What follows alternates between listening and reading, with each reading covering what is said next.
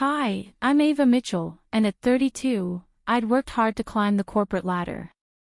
I was proud to call myself an executive at one of Chicago's top marketing firms, earning $195,000 a year. Life was good until I met Ethan Roberts at a real estate conference. "You're the most driven woman I've ever met," he'd say, flashing that dazzling smile that made me forget all my doubts. We got married after a year of dating, and I thought my life couldn't get any better. That's when I met them, Ethan's 5 sisters, all divorced and raising kids. At first, they were just scattered voices at family gatherings. "My ex is such a deadbeat," Jenna would complain, her 2 kids leaving sticky fingerprints all over my freshly decorated living room. "At least yours pays child support," Tara would chime in, bouncing a fussy toddler on her hip. They'd smile at me and say, "You're so lucky to have such a successful career, Ava," but behind those words, their eyes betrayed something else: envy, resentment, maybe both. My best friend, Chloe, was the first to notice the cracks. Over lunch one day, she leaned in, her lawyer instincts kicking in. "Why does Ethan need access to your personal savings? You already have a joint account," she asked. I waved her off. "He's just helping manage our finances better." But things started to shift, subtly at first. "Babe, you should be home earlier," Ethan would say.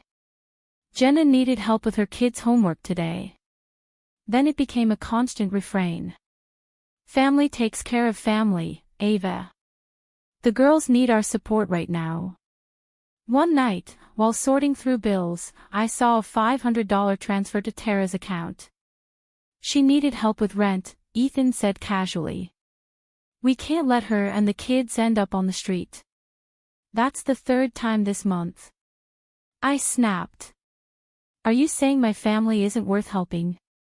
His voice turned sharp. "You make good money, Ava. We should share our blessings." I wanted to believe him, to see his concern as love, but the calls, visits, and financial demands kept piling up. I started to feel more like a human ATM than a sister-in-law. Things escalated. One night, over dinner, Ethan announced, "I found the perfect houses for all the girls. Within 2 blocks of us. Isn't that great?" I nearly choked on my wine. "All of them. How can they afford that?" "Don't worry about it. I worked out a deal through my real estate connections."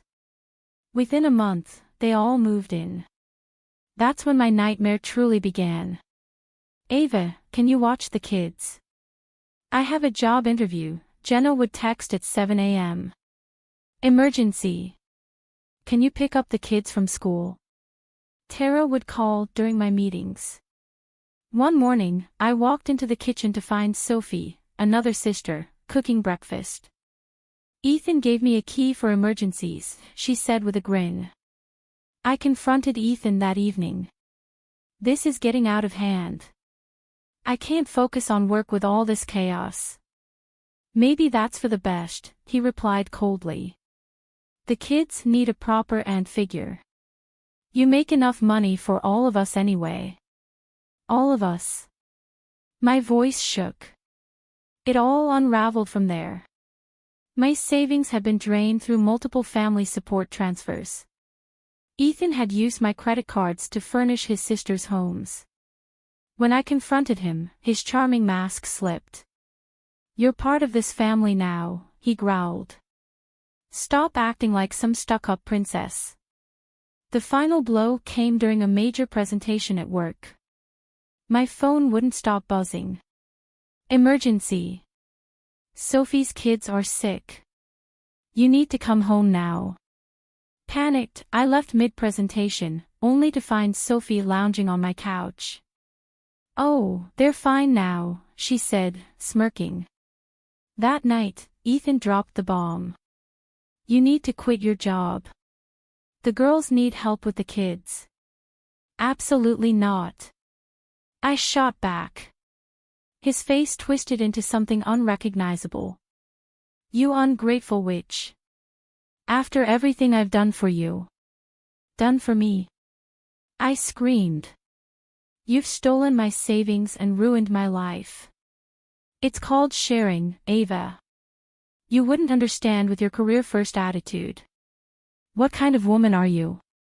In tears, I called Chloe that night. Something's not right, she said firmly. This isn't love, it's control. Start documenting everything and keep any evidence you can. My once pristine home had turned into a chaotic daycare. My career was barely hanging on. I had anxiety attacks in bathroom stalls, my boss asking if everything was okay. Just family stuff, I lied. But it wasn't just family stuff. It was the systematic destruction of everything I'd built, my independence, my career, my sanity, all sacrificed on the altar of Ethan's family-first manipulation. I didn't know it then, but Ethan was playing a much bigger game. The houses, the money, the constant chaos, it was all part of a grander scheme, one that would soon blow up in all our faces. Everything unraveled late one sleepless night. On a hunch, I decided to dig deeper into our financial records. What I found made my blood run cold. Wait, what's this? I whispered to myself, staring at a loan document with my signature. A $50,000 loan. I never signed for that. The more I searched, the worse it got. While Ethan was out showing houses, I scoured his home office. Bank statements, loan documents, client contracts, it all painted a chilling picture of an elaborate real estate scam. Then came the text. My phone buzzed with a message from Lila, one of the sisters, clearly sent by mistake. Mia is such a fool. Can't believe she hasn't figured out what we're doing with the house deposits yet. Another ping followed, this time from Sophie. Ethan says once everything falls apart, she'll take the blame since her name's on the documents. My hands trembled, nausea hitting me like a wave. I called Chloe, choking on my words. Don't react, she instructed. Meet me at the coffee shop across from my office. Now. At the cafe, I showed her everything. Look at these loan documents, I said, my voice shaking. That's not my signature. And these client deposits, they're going straight into personal accounts. Chloe's face darkened. This is major fraud, Ava, and they're setting you up to take the fall. That evening, I overheard the sisters in my kitchen, their voices dripping with mockery. Poor Ava, so career-obsessed she doesn't even notice what's happening in her own house, Sophie sneered. Remember when she actually believed we needed childcare? Jenna snickered. As if we couldn't afford nannies with all this cash flowing in. I stepped into view, and their fake smiles froze. Oh, Ava, we were just. Save it, I said flatly, disgusted. Later that night, I confronted Ethan with the evidence. You forged my signature. You're stealing client deposits. This is fraud. His response chilled me to the core. Listen carefully, he hissed. One word to anyone, and you'll regret it. Besides, whose name is on all those documents? Not mine. Everything I've done was for family, he spat. You're just collateral damage. I acted scared, submissive, but inside, I was done. The next day, during a family gathering, I overheard Sophie on the phone. Yeah, the perfect setup.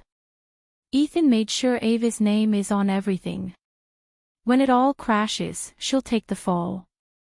Poor workaholic wife, secretly stealing from clients to support her husband's struggling sisters. Jenna laughed. The best part? She actually thinks she's helping family. Wait till she finds out we've been living off client deposits this whole time. I slipped away to call Chloe. It's worse than we thought, I whispered. They're running a full-scale fraud operation, and I'm their scapegoat. I've been documenting everything, Chloe replied, her tone resolute. But we need to move fast. They're getting sloppy, which means they're close to their endgame. That night, I lay in bed next to Ethan, my heart racing. The man I married was a stranger. His sisters weren't victims, they were accomplices. And I was their perfect patsy, successful career woman primed to take the fall. But they didn't know one thing: I had a plan of my own. The morning I executed my escape plan started like any other. "Don't forget Jenna's kids need picking up at 3, Ethan reminded me, his voice casual. "Of course, honey," I said with a smile. Little did he know, I'd never be doing school runs again. I had spent weeks secretly copying every incriminating document and recording conversations on my phone. The day before, I had accepted a VP position at a marketing firm in Boston, a major upgrade from my current role and 1,000 miles away from this chaos. Meeting Chloe at her law firm, we put the final pieces in place. "The fraud investigators have everything they need," she confirmed. "They'll move once you're safely away." "And the restraining order?" I asked, my voice wavering. "With the evidence of his threats, it'll be granted immediately," she assured me. I had just finished clearing out my office when my phone exploded with notifications. "You backstabbing witch." Ethan's text read. "The real estate board just showed up." A message from Sophie followed. "How dare you? They're investigating our benefits." I blocked them all and boarded my flight to Boston. Within weeks, everything imploded. Chloe kept me updated. "Ethan's biggest clients are suing for millions," she said during one call. "And the sisters' welfare fraud got exposed during the investigation. They're all being evicted." I settled into my new apartment overlooking Boston Harbor. My new job valued my expertise, and for the first time in years, I felt free. Then the desperate calls started. "Baby, please, I can explain everything. I'll change, Ava. We're family. We made mistakes, but we need you." I sent all the calls to voicemail. Months later, I read about Ethan losing his real estate license. His sisters, no longer able to coast on fraud and welfare, had to find actual jobs. Ethan faced tax evasion charges that would keep him occupied for years.